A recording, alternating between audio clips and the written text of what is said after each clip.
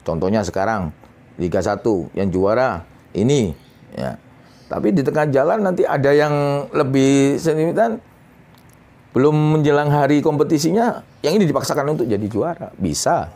Runner ini mempertemukan antara itu player, coach, atau manajemen, atau CEO, atau manajer dengan bandar ini.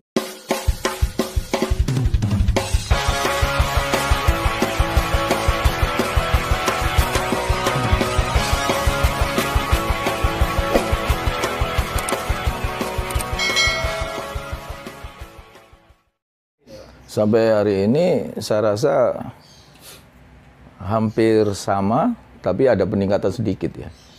Peningkatan sedikit itu masih belum bagus sebenarnya. Jadi peningkatan sedikitnya itu terutama dalam hal ini prestasi dan juga dengan federasinya semuanya masih belum ada yang agak bagus meningkat gitu loh. Sumber tidak bisanya berprestasi ini apa sebetulnya? Contohnya kita bukan melihat bahwa seperti yang di luar negeri ya. Di luar negeri ada kayak macam betting house dan ada. Cuman mereka agak sedikit lebih di federasi nggak ikut. Di federasi mereka nggak ikut dan hanya sebangsa mereka lebih halus dan cerdik dalam memanfaatkan ini. Tapi di dalam negeri kita sendiri ini, saya cinta Indonesia tetap. Ya, saya cinta sepak bola Indonesia. Tapi di negeri kita sendiri ini masih kayak masih keserakahan oknum-oknum tersebut. Jadi imbasnya pada sepak bola kita. Mandiri, tapi mereka bermain sendiri ya, bla bla bla bla semua, tapi mereka cerdik. Dan mendatangkan pemain pun mendatangkan pemain pun juga bukan dari kantongnya pribadinya mereka atau klubnya mereka sendiri, ada sponsor tersendiri. Bagian apa sponsor ini? Dan di Indonesia ini mau diciptakan kayak begitu sama, hampir sama. Nah, terus kenapa Indonesia tidak memulai itu? Tidak bisa memulai itu atau gimana? Sebenarnya bisa memulai, cuman pada diri oknum-oknum ini tadi yang tidak bisa bekerja sama atau mereka bikin suatu kelompok tersendiri sehingga mereka menguasai ini sendiri gitu loh. Dari kalangan mana gitu mereka? Ya kalangan orang-orang bola lah. Mereka ada di tengah-tengah orang bola. Ya mereka ada di tengah-tengah bola, kemungkinan juga ada dalam federasi, kemungkinan juga di luar lain sepak bola, dan jangan harap kita akan bagus sepak bola kita kalau kita sendiri yang tidak bisa memperbaiki diri kita sendiri, terutama saya ya. Nah, saya contohnya sendiri aja, kalau tidak bisa kita memperbaiki diri akan tidak baik gitu loh. Nah, yang disebut sepak bola yang baik itu yang seperti apa sebetulnya? Kalau kita rujukannya keluar, pasti tidak campur dengan federasi misalnya, atau bagaimana?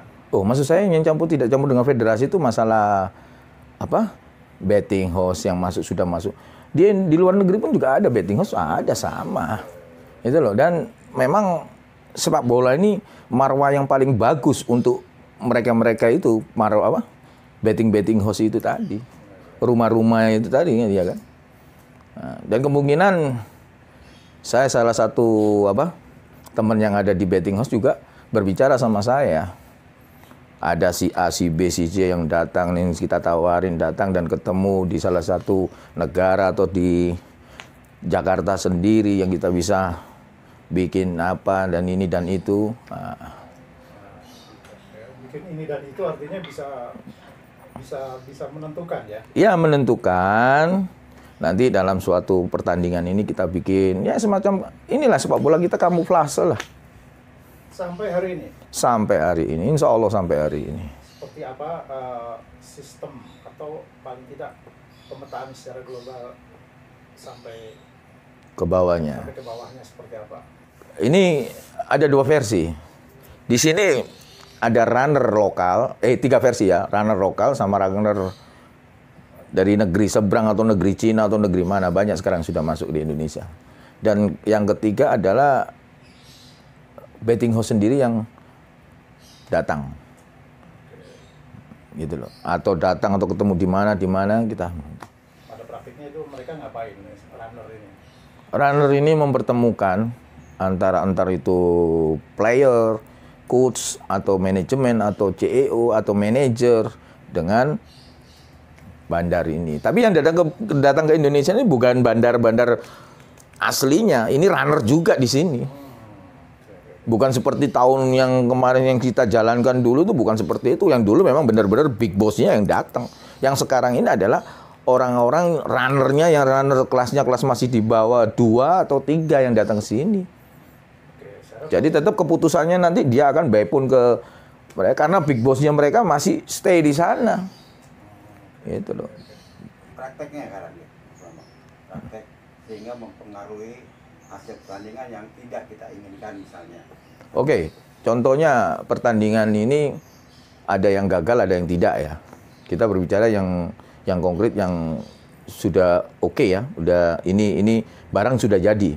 Nah, contohnya mereka sekarang ini agak sedikit khawatir dengan orang-orang Indo, orang-orang kita. Karena mereka berbicara adalah ada uang di depan lah, semua. Tapi kalau mereka tidak kerjasama dengan orang-orang yang seperti CEO-nya atau manajernya langsung atau pelatihnya, mereka tidak mau. Kalau hanya sekedar dengan player-playernya mereka masih kurang gitu loh. Nah, contohnya suatu pertandingan ya. Kemarin pun masih ada. Kemarin yang kompetisi ini masih ada. Kurang 15 menit orangnya ini minta hasil sekian ya. Terus kurang 15 menit orangnya minta lebih.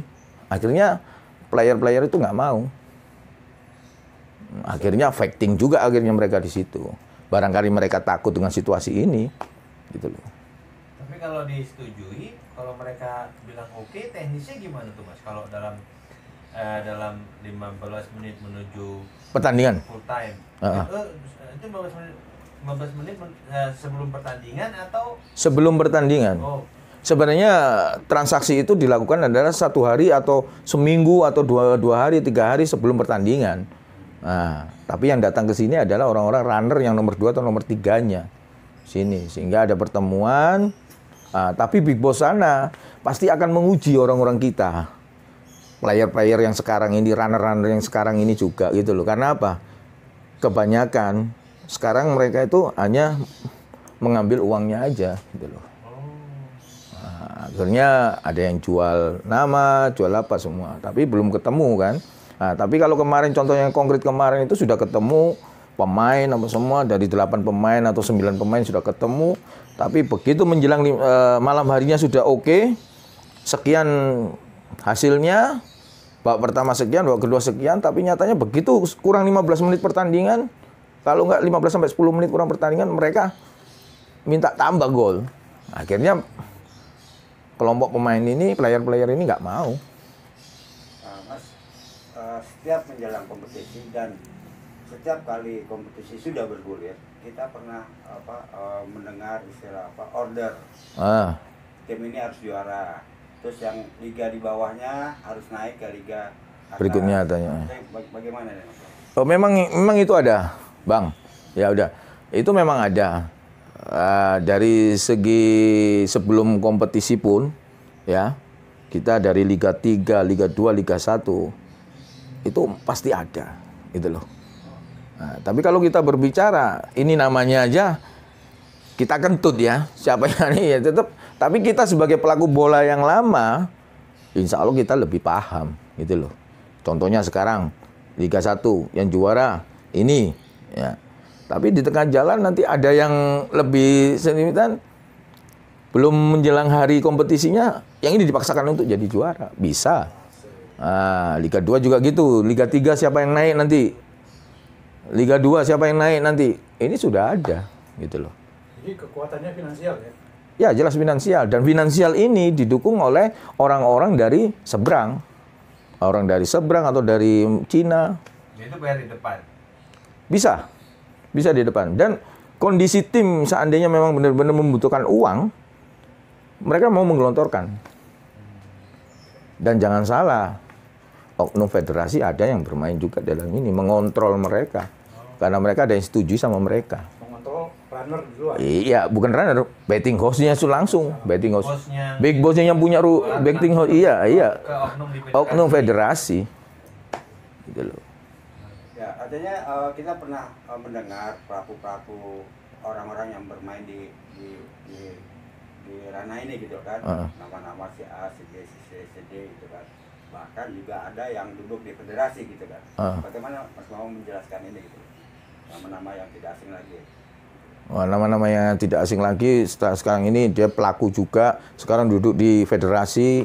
Nah, kalau mereka setelah duduk di federasi untuk memperbaiki sepak bola Indonesia ini, kalau baik nggak masalah. Tapi kalau mereka hanya numpang untuk cari makan, sama dong seperti kita cari makan.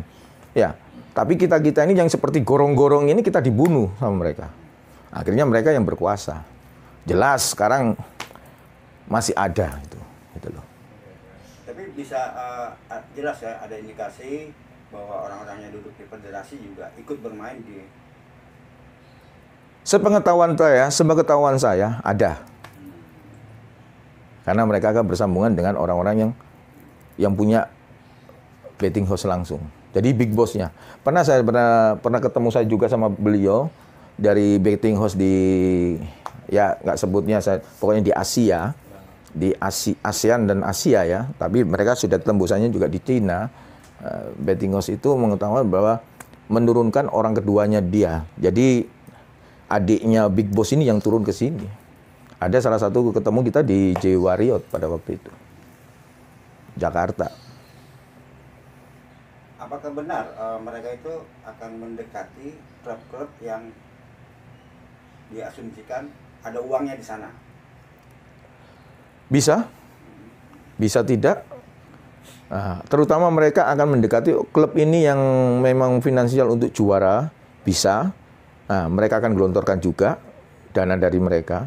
Contohnya aja kalau tim A butuh berapa? Ya, saya ada semacam proposal buat mereka ya atau bagaimana, tapi bukan semacam proposal harus silakan proposal, bukan, cuma kita berbicara aja begini-begini aja. Akhirnya dapat ditentukan si betting host mengeluarkan duit sekian. Seperti sponsor lah. Itu gentleman agreement atau di atas putih, hitam di atas putih? Gentleman agreement. Bukan hitam di atas putih pun sekarang saya mau tanya, ada nggak hitam di atas putih betting house mau sponsorship untuk klub? Nggak mau dong. Contohnya aja saya, kemarin Infrasport.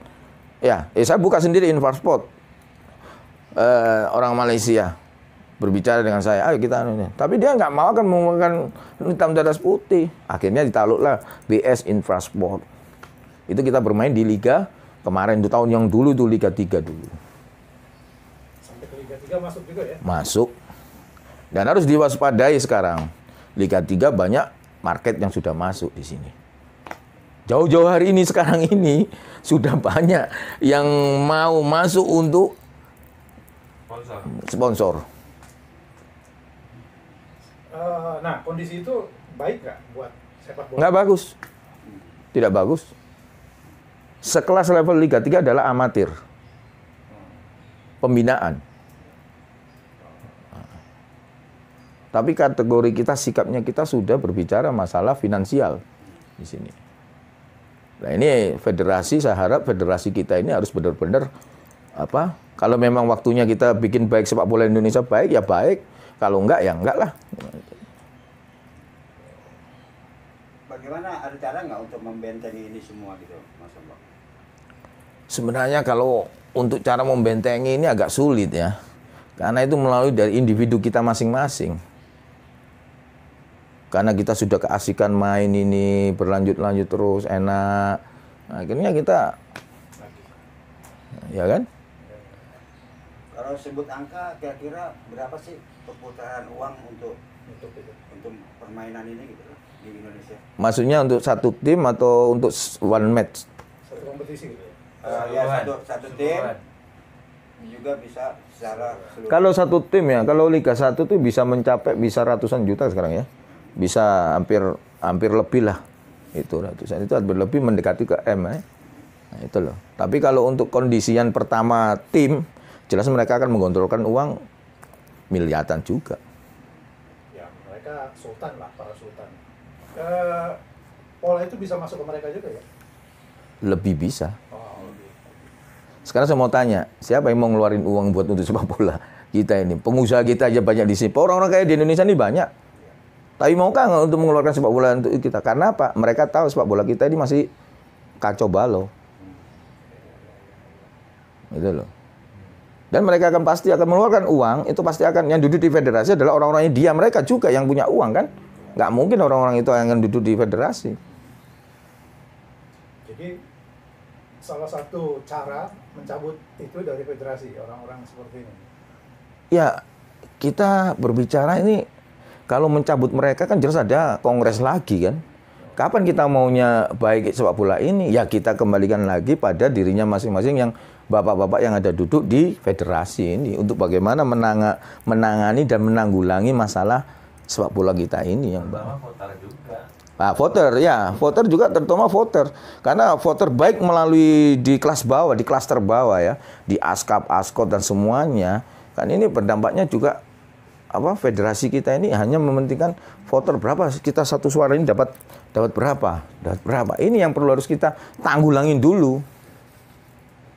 Nah, kalau ada indikasi orang-orang yang duduk di federasi saat ini ikut terlibat, apa yang ingin Mas Bambang katakan kepada mereka? Saya akan mengatakan, apakah selamanya sepak bola ini Anda bikin begini, atau Anda kelompok-kelompok Anda yang bisa menciptakan ini? Setelah Anda tua nanti akan turun, nanti klaster yang baru lagi yang duduk di situ akan meniru Anda dan akan lebih dari Anda. Karena penciptaan kaderisasinya ini begitu. Dan sekarang masih banyak yang kaderisasi banyak. Runner aja masih ada di kaderisasi. Oh ya? Banyak. Terus sekarang runner-runner yang munculan yang kecil-kecil ini masih banyak muncul sekarang. Dan saya selalu mengatakan bahwa orang yang bisa saat ini memperbaiki sepak bola kita adalah orang-orang yang duduk di federasi. Bagaimana peranan ketua umum, peranan esko yang seharusnya kan ikut membina itu kan. Ternyata ada indikasi mereka ikut bermain. Kalau ketua umum saya rasa saya nggak mengenal banyak beliau ya, karena beliau saya rasa bukan orang bola dan beliau juga mungkin bukan orang organisator. Dan juga mereka adalah sebenarnya kalau ketum kita ini benar-benar mau melaraskan ini, ya harus sebagai ketum harus memegang penuh amanahnya dari voter-voter dan masyarakat Indonesia ini. Contohnya kalau masalah esko-nya ada yang melenceng atau apa, ya harus kita harus bikin yang terbaik.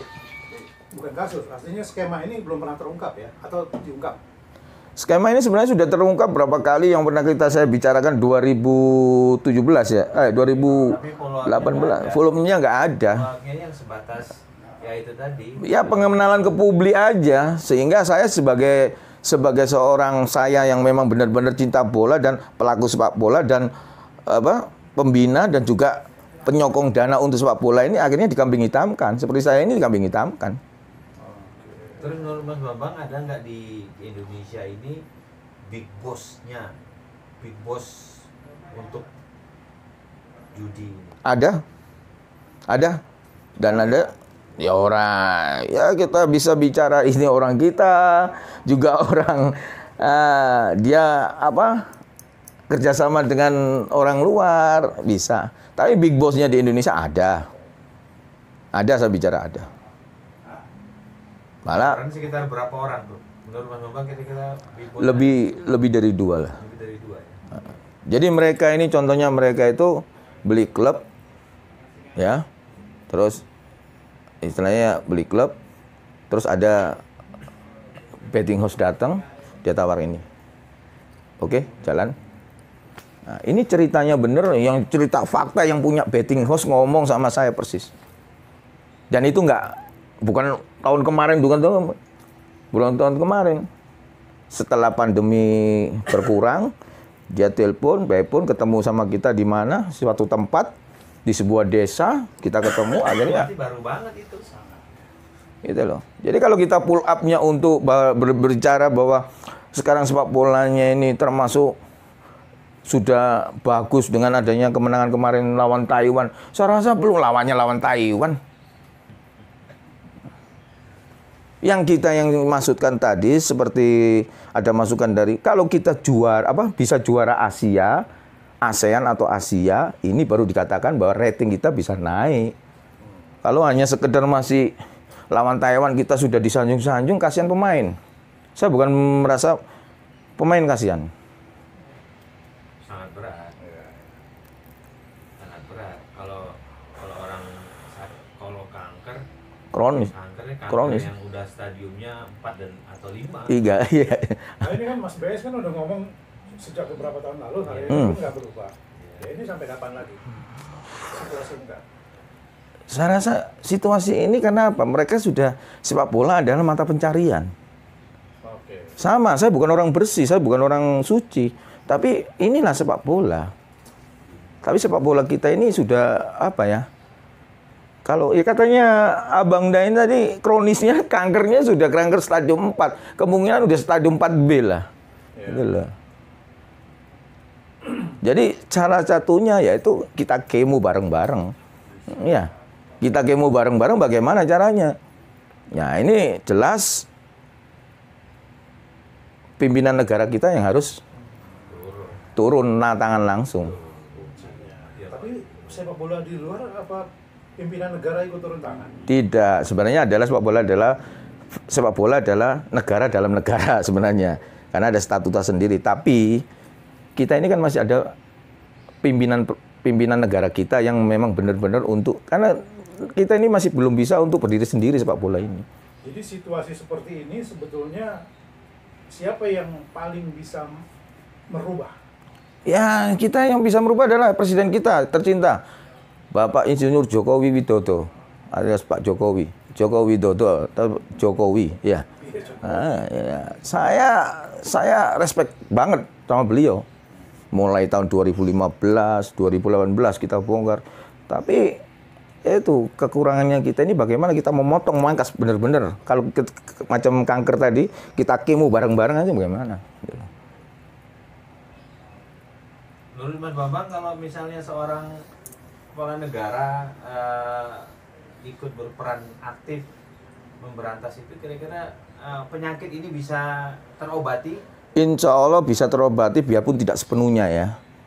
Karena namanya manusia kan masih ada yang 1-2 bibitnya masih ada. Tapi saya rasa kalau Bapak Presiden ini memang benar-benar memberantas dengan slogannya yang dulu tahun 2015 dan 2018 dengan ini dia untuk mewujudkan sepak bola ini suatu sebagai tonggak kebaikan negara kita, kebanggaan Indonesia. Insya Allah Pak Jokowi pasti bisa.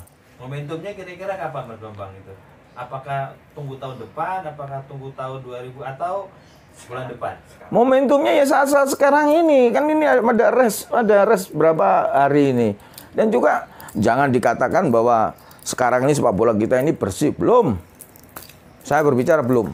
Terus kalau itu saya lihat di stadion ada tulisan Satgas Anti Mafia Bola yang hadir di pinggir lapangan, itu kira-kira menurut Bambang fungsinya apa itu? Enggak, saya bukan berbicara masalah aparat ya, institut, bukan. Kalau ngomong Satgas belum ada apa-apanya. Tidak bisa bekerja. Itu Satgas. Saya begitu bukan berbicara institusinya ya. Saya tidak bicara institusinya. Tapi saya berbicara adalah Satgas belum bekerja. Jangan hanya yang berbicara yang maling sana, kita curi uang sana, curi uang sini, yang kita itu yang hanya ditangkap, bukan yang benar-benar ditangkap adalah pengaturan skor bagaimana itu yang namanya Satgas yang harus dia kerjakan. Finansial yang terkumpul selama misalnya di sepak bola ini sebetulnya berapa? Yang beredar. Uang beredar. Waduh, kalau uang beredar untuk sepak bola kita ini lebih miliaran, hampir seluruhnya ya. Jadi ya hampir triliunan lah. Makanya kenapa federasi banyak orang yang mau ke federasi ya karena ini. Itu aja. Saya pun mau ke federasi. Tapi kemarin saya ditawarin memang sama salah satu suruhannya ketum, tapi saya nggak mau. Gitu loh. Karena apa? Dan sekarang mereka menjustis saya seluruh masyarakat bahwa yang keladi sepak bola Indonesia yang buruk adalah BS Bambang Suryo karena sudah dihukum seumur hidup. Seumur hidup 2 kali loh. Iya, diputihkan sama jenderal, kembali lagi di blacklist lagi seumur hidup. Di dunia pun nggak ada kayak gitu, dan itu sebenarnya bukan kategori ini. Saya adalah korban kambing hitam mereka. Saya korbannya. Gitu loh. Tapi saya nggak apa-apa.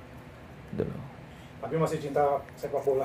Saya masih cinta bola. Ini contohnya juga. Apakah seorang yang dihukum seumur hidup tidak boleh memiliki suatu klub Liga 3, Liga 2, Liga 1? Boleh. Karena kita berbicara dengan akta. Akta notaris sama semua. Ini di sini federasi-federasi yang di bawah kita ini itu harus perlu pemikiran yang lebih bagus. Jangan hanya mengkambing hitamkan, PS begini, bukan. Saya ada di sini, saya berbicara, saya adalah korbannya dari mereka-mereka dan saya akan dikambing hitamkan sama mereka. Mas Bambang, kira-kira bayangan apa orang-orang yang masih ada berkeliaran di atau bergentayangan atau berkeliaran di sepak bola Indonesia itu kira-kira untuk level runner ada berapa orang, big boss berapa orang, level-levelnya kira-kira Mas Bambang? Saya rasa kalau pelaku-pelaku lama masih bermunculan, bergentayangan, dan mereka akan sembunyi di belakang layar. Dan runnernya ini yang ada di kaderisasinya masih ada. Yang di bawah saya ini masih ada juga yang muncul, dan mereka akan diadopsi sama mereka-mereka itu untuk diciptakan jadi runner baru yang mumpuni. Sebenarnya masih ada orang-orang yang dulu yang sudah kena problem terus sekarang sembunyi. Ayolah muncullah. Kalau muncul berani itu saya acungi jempol. Kita berbicara head to head. Semua kalau kita berbicara semua akan habis semua ini. Kalau kita sama-sama sebagai pelaku sepak bola dan pencinta sepak bola negeri ini, ayolah kita memberantas hal-hal yang kurang baik. Satu, semoga Bapak Jokowi bisa menciptakan sepak bola kita yang indah, bersih, dan baik, serta bisa menjadi macan Asia.